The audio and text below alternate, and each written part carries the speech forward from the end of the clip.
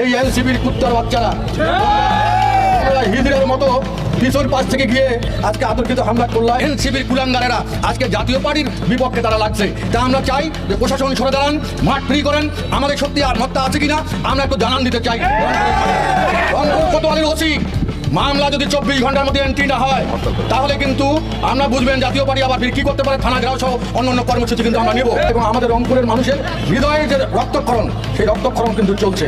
আমি বলতে চাই প্রশাসনের নির্লিপ্ততার কারণে প্রশাসন একদম কোনো কাজ করতেছে না। সারা দেশের মতো রংপুরেও কোনো প্রশাসন কাজ করছে না। আমি একটু অনুরোধ করব প্রশাসনের কর্মকর্তাদেরকে যারা আছেন, বিশেষ করে পুলিশ, আপনারা বিজিবি, আপনার সেনাবাহিনীদেরকে অনুরোধ করবো যে আপনারা দরকার হলে যদি আপনারা আইন শৃঙ্খলা রক্ষা করার জন্য, মানুষের জানমাল নিরাপত্তা দেওয়ার জন্য আপনাদেরকে আমাদের মানুষের ট্যাক্সের টাকায় আপনাদের বেতন হয়, আপনারা কারো দলদাসে পরিণত হয়েন না। কারো দলদাসে পরিণত হয়ে আজকে পক্ষপাতমূলক যে আচরণ করছেন সেটা রংপুরের মানুষকে কিন্তু ব্যতীত করছে। প্রিয় ভাইরা আমার, আপনারা যদি চান এনসিপি যদি ক্ষমতা থাকে ডিক্লেয়ার দিয়ে যদি করতে চায়, জাতীয় পার্টির প্রস্তুত আছে সবসময়।